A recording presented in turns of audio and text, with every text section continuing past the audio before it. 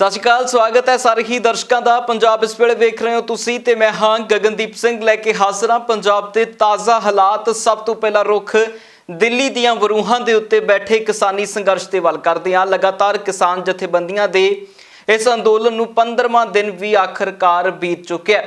15ਵੇਂ ਦਿਨ ਦੇ ਵਿੱਚ ਆ ਚੁੱਕੇ ਇਸ ਕਿਸਾਨੀ ਅੰਦੋਲਨ ਨੇ ਬਹੁਤ ਵੱਡੇ ਪੜਾਅ ਪੱਟੇ ਨੇ, जिस दे विच एक पासे केंद्र सरकार के वल्लों भेजे गए प्रस्ताव नूं रद्द किया गया सी अते अगे संघर्ष नूं तेज करन दे लई किसान जथेबंदियां ने ऐलान कर दिता है, चाहे वो 14 तरीक नूं देश पद्धरी धरने प्रदर्शन की गल होवे जां फिर 12 दसंबर नूं पूरे मुल्क के टोल प्लाजे फ्री करन दी गल होवे।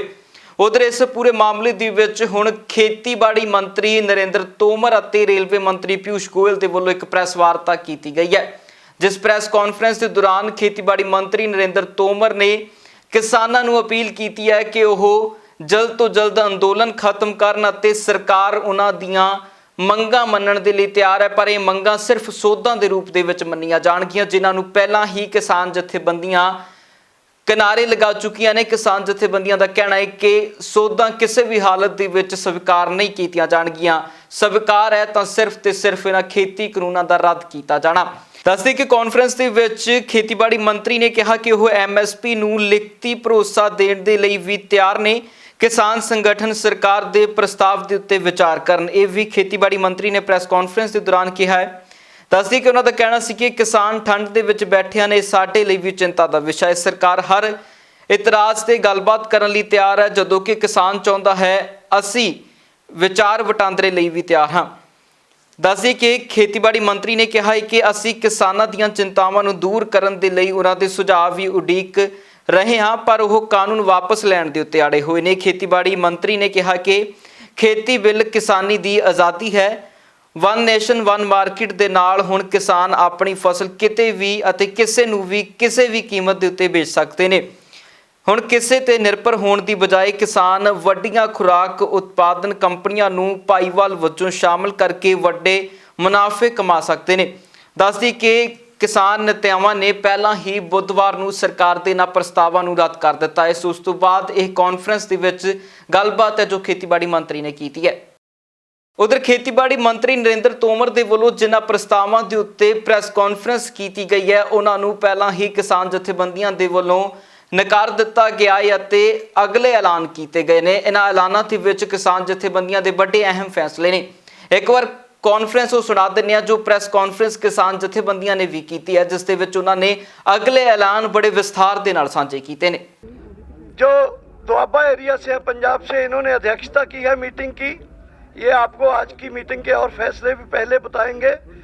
इतना बोलना चाहता हूँ कि गवर्नमेंट की प्रपोजल को पंजाब के संगठनों ने और देश के संगठनों ने पूरी तरह रद्द कर दिया और अपने संघर्ष को आगे बढ़ाने का आज नए फैसले लिए हैं।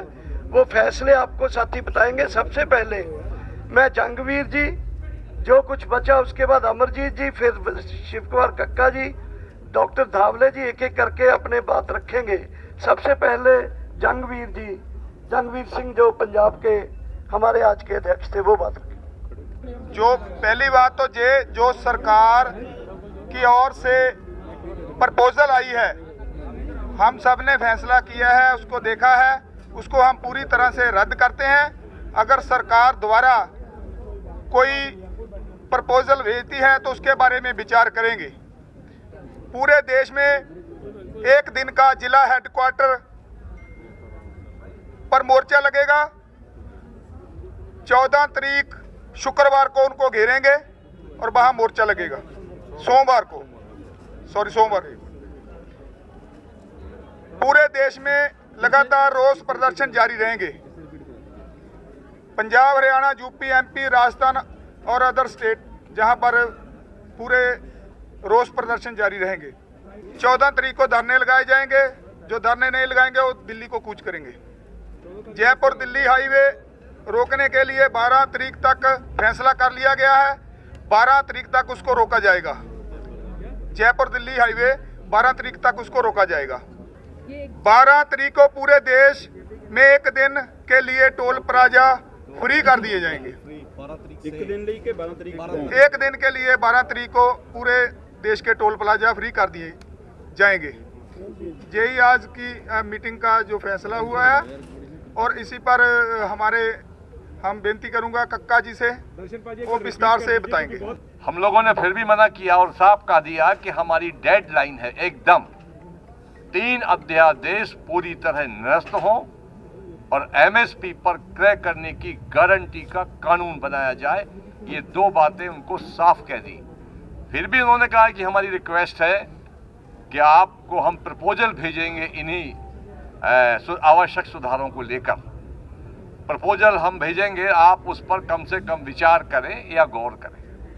प्रपोजल जो आया वो गोल मोल जिस प्रकार का 3 अध्यादेश के बारे में सरकार जारी होने के बाद से लगातार कह रही है, उसी के आसपास है कि इससे बहुत फायदा होगा, ये किया जाएगा, वो किया जाएगा, सुदृढ़ीकरण किया जाएगा, किसान की आय दूनी की जाएगी, ये सब किया जाएगा, पर कैसे किया जाएगा इसका कोई स्पष्ट उल्लेख नहीं है। चूंकि हम लोग कह चुके हैं कि हमको ये अध्यादेश निरस्त कराना है और एमएसपी पर गारंटी का कानून, इसके हमारी ये डेडलाइन है। बाकी जो हमारी आगामी कार्य योजना है, हमारे आदरणीय आज के अध्यक्ष जी हैं, उन्होंने बता दिया है कि हमारी आगामी कार्य योजनाएं ये रहेंगी। आंदोलन और तेज किया जाएगा और एक के बाद एक हम दिल्ली की सड़कों को जाम करते जाएंगे और पूरे देश में आंदोलन किस प्रकार से गतिमान हो उसके लिए सारे प्रयास किए जाएंगे। मगर जब तक 3 अध्यादेश निरस्त नहीं होंगे हमारी जंग जारी रहेगी। उधर दिल्ली ਦੇ ਵਿੱਚ ਪੰਜਾਬ ਦੇ ਸੰਸਦ ਮੈਂਬਰ ਵੀ ਲਗਾਤਾਰ ਜੰਤਰ ਮੰਤਰ ਦੇ ਅੱਗੇ ਡੇਰਾ ਢਾ ਕੇ ਬੈਠੇ ਨੇ। ਇਹ ਲਗਾਤਾਰ ਪ੍ਰਦਰਸ਼ਨ ਦੇ ਵਿੱਚ ਬੈਠੇ ਨੇ। ਉੱਥੇ ਗੱਲ ਕਰੀਏ ਤਾਂ ਅੰਮ੍ਰਿਤਸਰ ਤੋਂ ਮੈਂਬਰ ਪਾਰਲੀਮੈਂਟ ਗੁਰਜੀਤ ਸਿੰਘ ਔਜਲਾ, ਰਵਨੀਤ ਬਿੱਟੂ ਤੇ ਨਾਲ ਹੀ ਕੁਲਬੀਰ ਸਿੰਘ ਜੀਰਾ ਤੇ ਹੋਰ ਵਿਧਾਇਕ ਇਸ ਪ੍ਰਦਰਸ਼ਨ ਦੇ ਵਿੱਚ ਬੈਠੇ ਨੇ, ਜੋ ਤਕਰੀਬਨ ਚੌਥੇ ਦਿਨ ਦੇ ਵਿੱਚ ਵੀ ਉੱਥੇ ਹੀ ਬੈਠੇ ਰਹੇ ਨੇ। इस दरम्यान उन्होंने पत्रकारों के नाल गलबात की है तो केंद्र सरकार नूं कहा है कि अपना अड़ियल रवैया छड्डो और किसानों की गल मनो। ये सरकार जिद ते अड़ी है। सरकार इनू अपनी प्रेस्टीज इशू बना रही है कि 2014 तो असी लगातार असी जितते आ रहे हैं, तो जे अज असी ये बिल वापस ले ले साडी पता नहीं किन्नी घेठी हो जू। मैं एक गल दसनी चाहुंदा, इन्ना ही लोगों ने वोटां पा के तुहानूं इत्थे सरकार बनाई आ। इन्हां लोगों के भले वास्ते जे तुहानूं काम करन वास्ते 2 स्टैप पिछे भी लैणे पैंदे आ ते ओह तुहानूं गुरेज नहीं करना चाहिए। इन्हां नूं पिछे हो के किसान की मंग मन के ये 3 बिल रद्द कर देने चाहिए। बिल्कुल धरना प्रदर्शन उन्ना चਿਰ जारी है जिन्ना चਿਰ पार्लीमेंट सैशन बुलाते नहीं, किसानों के गल ते प्रधानमंत्री जवाब नहीं देंगे, लगातार जारी रहेगा जिन्ना चਿਰ उन्हों का मसला हल नहीं करते, उन्होंने कोई सार्थक राय पाते नहीं, सही राय वो वापस जाण घरां नूं। ये उन्होंने जिद करके बैठे आ। ਅੱਜ 11 ਤਰੀਕ ਤੋਂ ਕਿਸਾਨ ਆਪਦੀਆਂ ਕੰਪੇਨਾਂ ਲੈ ਕੇ ਆ ਰਹੇ ਨੇ ਔਰ ਜਿੱਥੋਂ ਤੱਕ ਜੇ 1-2 ਦਿਨਾਂ ਤੱਕ ਨਾ ਮੰਨੇ ਤੇ 14 ਤਰੀਕ ਨੂੰ ਜਿਹੜਾ ਹੈ ਕਿ ਉਹ ਪਾਰਲੀਮੈਂਟ ਦੇ ਉੱਤੇ ਕਬਜ਼ਾ ਜਿਹੜਾ ਉਹ ਦੇਸ਼ ਦੇ ਅੰਨਦਾਤੇ ਦਾ ਹੋਊਗਾ, ਇਹਨਾਂ ਦਾ ਨਹੀਂ ਹੋਊਗਾ, ਮੋਦੀ ਦਾ ਤੇ ਅਮਿਤ ਸ਼ਾਹ ਦਾ। ਔਰ ਮੈਂ ਅਜੇ ਵੀ ਇਹ ਗੱਲ ਕਹਿਣੀ ਚਾਹੁੰਦਾ ਕਿ ਅਜੇ ਵੀ ਮੰਨ ਜੋ, ਐਵੇਂ ਕਿਸਾਨਾਂ ਨੂੰ ਬੇਵਕੂਫ ਨਾ ਬਣਾਓ।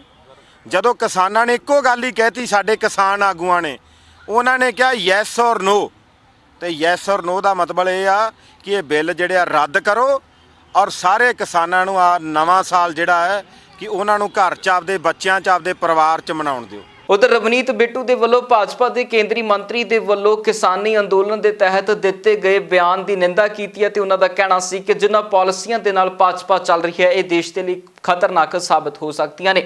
सो इस करके चाहिए कि किसानों दियां बड़े ठरमे के नाल गल्लां मन्नियां जाण ते किसान बड़े प्यार के नाल अपने घरां नूं वापस परत जाणगे।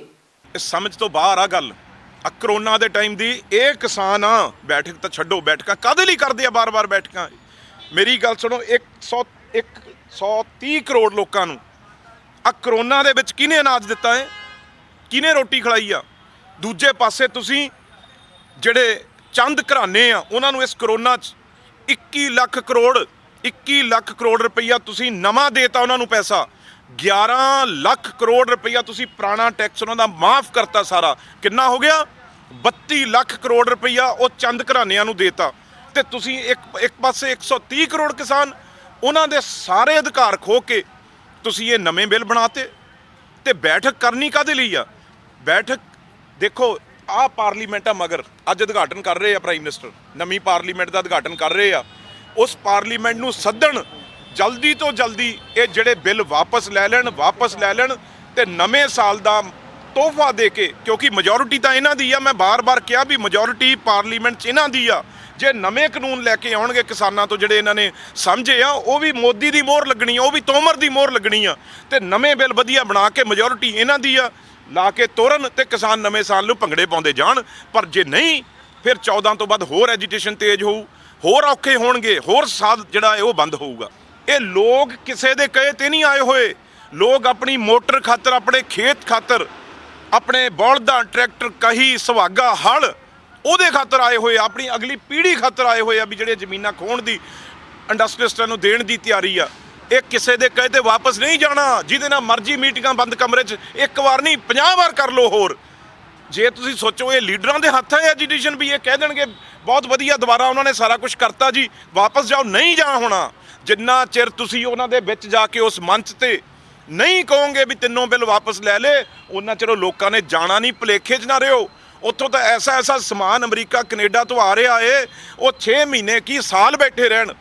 ਐਸੀ ਕੈਲਸ਼ੀਅਮ ਦੀਆਂ ਗੋਲੀਆਂ, ਵਿਟਾਮਿਨਸ ਦੀਆਂ ਆ ਰਹੀਆਂ ਜੋ ਭੁੱਖੇ ਵੀ, ਅੱਬਲਾ ਤਾਂ ਅੰਨ ਦੀ ਤਾਂ ਲੋੜ ਹੀ ਹੈ ਨਹੀਂ ਨਾ। ਜਿਹੜਾ 130 ਕਰੋੜ ਲੋਕਾਂ ਨੂੰ ਦਿੰਦਾ ਏ, ਉਹਨੂੰ ਕੀ ਪਰਵਾਹ ਏ, ਉਹਨੇ ਵਾਪਸ ਨਹੀਂ ਜਾਣਾ।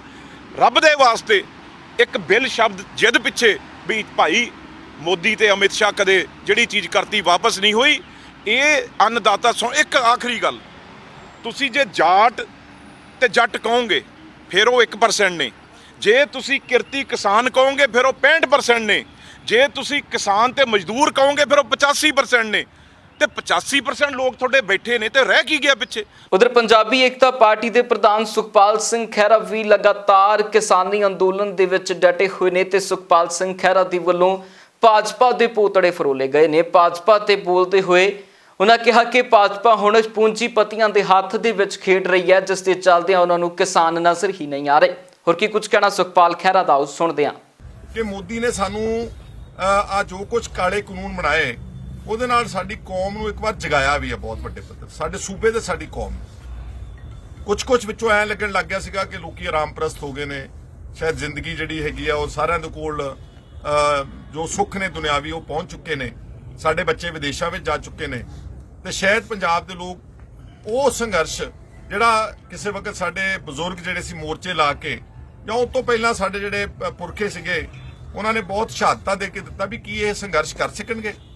ਪਰ ਆ ਜਿਹੜਾ ਕਿਸਾਨ ਜਥੇਬੰਦੀਆਂ ਨੇ ਅੰਦੋਲਨ ਚੱਕਿਆ, ਪਹਿਲਾਂ ਪੰਜਾਬ ਦੇ ਵਿੱਚ ਬਹੁਤ ਸ਼ਾਂਤਮਈ ਢੰਗ ਨਾਲ, ਤੇ ਹੁਣ ਪਿਛਲੇ 12-13 ਦਿਨ ਤੋਂ ਦਿੱਲੀ ਦੇ ਇਸ ਠੰਡ ਵਿੱਚ ਆਣ ਕੇ 400-500 ਕਿਲੋਮੀਟਰ ਆਪਣਾ ਘਰ ਛੱਡ ਕੇ ਜਿਹੜਾ ਅੰਦੋਲਨ ਸ਼ੁਰੂ ਕੀਤਾ, ਇਹਨੇ ਸਾਡੀ ਕੌਮ ਵਿੱਚ, ਸਾਡੇ ਸੂਬੇ ਵਿੱਚ ਨਵੀਂ ਰੂਹ ਫੂਕੀ ਹੈ। ਇਸ ਗੱਲ ਲਈ ਮੈਂ ਮੋਦੀ ਦਾ ਧੰਨਵਾਦ ਕਰਦਾ ਵਾਂ।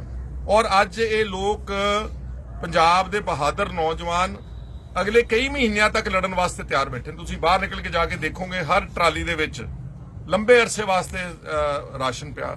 ਔਰ ਇੱਥੇ ਜਿਹੜੇ ਨਹੀਂ ਵੀ ਆ ਸਕੇ ਪੰਜਾਬ ਦੇ ਲੋਕ, ਉਹਨਾਂ ਨੇ ਹਰ ਮੁਮਕਿਨ ਅਮਦਾਦ ਜਿਹੜੀ ਆ ਉਹ ਭੇਜ ਕੇ ਇਸ ਮੋਰਚੇ ਨੂੰ ਹੋਰ ਬਹੁਤ ਸੰਗਠਿਤ ਤੇ ਬਹੁਤ ਮਜ਼ਬੂਤ ਕੀਤਾ।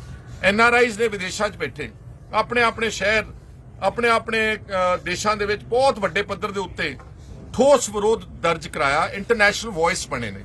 ਇੱਥੋਂ ਤੱਕ ਕਿ ਜਿਹੜੇ ਕੈਨੇਡਾ ਦੇ ਪ੍ਰਾਈਮ ਮਿਨਿਸਟਰ ਜਸਟਿਨ ਟਰੂਡੋ, ਕਿਉਂਕਿ ਬਹੁਤ ਸਾਰੀ ਸਿੱਖ ਵਸੋਂ, ਪੰਜਾਬੀ ਵਸੋਂ ਕੈਨੇਡਾ 'ਚ ਆ, ਉਹਨਾਂ ਨੇ ਇਸ ਸੰਘਰਸ਼ ਦੀ ਹਮਾਇਤ ਕੀਤੀ ਹੈ। ਉਹ ਬੜੀ ਚੁੱਭੀ ਕੇਂਦਰ ਦੀ ਸਰਕਾਰ ਨੂੰ, ਬਹੁਤ ਸਾਰੀਆਂ ਪਾਰਟੀਆਂ ਨੂੰ ਚੁੱਭੀ ਕਿ ਇਹ ਬਾਹਰਲੇ ਦੇਸ਼ ਦੇ ਲੀਡਰ ਸਾਡੇ ਦੇਸ਼ ਦੇ ਵਿੱਚ ਆਣ ਕੇ ਦਖਲਅੰਦਾਜ਼ੀ ਕਰਦੇ ਨੇ। ਪਰ ਉਹ ਭੁੱਲ ਗਏ ਕਿ ਜਦੋਂ ਮੋਦੀ ਵਰਗੇ ਲੋਕ ਅਮਰੀਕਾ ਵਿੱਚ ਜਾ ਕੇ ਟਰੰਪ ਦੀ ਚੋਣ ਵਿੱਚ ਨਾਰਾ ਦਿੰਦੇ ਨੇ ਕਿ ਅਬ ਕੀ ਬਾਰ ਟਰੰਪ ਸਰਕਾਰ, ਤੇ ਉਹਨਾਂ ਦੀ ਜਾ ਕੇ ਮਦਦ ਕਰਦੇ, ਉਸ ਨੂੰ ਵੀ ਮੁਦਾਖਲਤ ਕਹਿੰਦੇ ਨੇ। ਇਸ ਕਰਕੇ NRIs ਨੇ ਵੀ ਸਾਡੇ ਇਸ ਸਾਰੇ ਖੇਡ ਵਿੱਚ, ਸਾਡੇ ਇਸ ਮੋਰਚੇ ਵਿੱਚ ਬਹੁਤ ਵੱਡਾ ਯੋਗਦਾਨ ਪਾਇਆ। ਕਿਸਾਨਾਂ ਨੂੰ ਲਗਾਤਾਰ ਹਮਾਇਤ ਦੇਣ ਵਾਲਿਆਂ ਦੀ ਗਿਣਤੀ ਵਧਦੀ ਜਾ ਰਹੀ ਹੈ ਤੇ ਇਸ ਗਿਣਤੀ ਦੇ ਵਧਣ ਦੇ ਨਾਲ ਸਰਕਾਰ ਦੀਆਂ ਚਿੰਤਾਵਾਂ ਵੀ ਵਧਦੀਆਂ ਜਾ ਰਹੀਆਂ ਨੇ। ਹੁਣ ਮੋਗਾ ਦੇ ਇੰਡਸਟਰੀਆਂ ਦੇ ਮਾਲਕਾਂ ਦੇ ਵੱਲੋਂ ਵੀ ਕਿਸਾਨਾਂ ਨੂੰ ਪੂਰਨ ਹਮਾਇਤ ਦਿੱਤੀ ਗਈ ਹੈ। ਇੰਡਸਟਰੀ ਮਾਲਕਾਂ ਦਾ ਕਹਿਣਾ ਹੈ ਕਿ ਕਿਸਾਨ ਆਪਣੀ ਹੱਕੀ ਮੰਗਾਂ ਦੇ ਲਈ ਲੜ ਰਹੇ ਨੇ, ਜਿਸ ਕਰਕੇ ਉਹਨਾਂ ਨੂੰ ਹਰ ਤਰ੍ਹਾਂ ਦੀ ਸਹੂਲਤ ਅਤੇ ਹਰ ਤਰ੍ਹਾਂ ਦਾ ਸਾਥ ਅਸੀਂ ਦੇਵਾਂਗੇ। ਤੇ ਨਾਲ ਹੀ ਉਹਨਾਂ ਐਲਾਨ ਕੀਤਾ ਕਿ ਆਉਣ ਵਾਲੇ ਦਿਨਾਂ ਦੇ ਵਿੱਚ ਮੋਗਾ ਦੇ ਸਾਰੇ ਇੰਡਸਟਰੀ ਮਾਲਕ ਦਿੱਲੀ ਧਰਨੇ ਦੇ ਵਿੱਚ ਸ਼ਾਮਲ ਹੋਣਗੇ।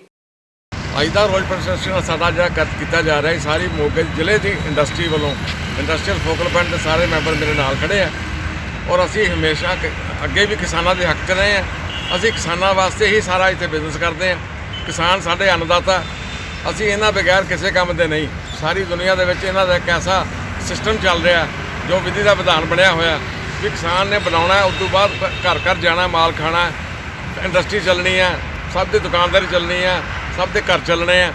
ਇਸ ਕਰਕੇ ਜੇ ਕਿਸਾਨ ਹੀ ਸਾਡਾ ਖੁਸ਼ ਨਹੀਂ ਤੇ ਸਾਡੀ ਸਾਰੇ ਹਿੰਦੁਸਤਾਨ ਦੀ ਜਿਹੜੀ ਅਰਥ ਵਿਵਸਥਾ ਸਾਰੀ ਖਤਮ ਹੋ ਜੂਗੀ। ਜਿਸ ਤਰ੍ਹਾਂ ਕਿ ਸਮਾਜ ਦੇ ਸਾਰੇ ਹੀ ਵਰਗਾਂ ਵੱਲੋਂ ਕਿਸਾਨਾਂ ਦੇ ਹੱਕ ਦੇ ਵਿੱਚ ਪ੍ਰਦਰਸ਼ਨ ਕੀਤੇ ਜਾ ਰਹੇ ਹੈ, ਸਪੋਰਟ ਕੀਤੀ ਜਾ ਰਹੀ ਹੈ। ਜੋ ਮੋਗਾ ਦੀ ਇੰਡਸਟਰੀ ਹੈ ਉਹ ਸਾਰੀ ਹੈ ਹੀ ਖੇਤੀ ਪ੍ਰਧਾਨ ਹੈ।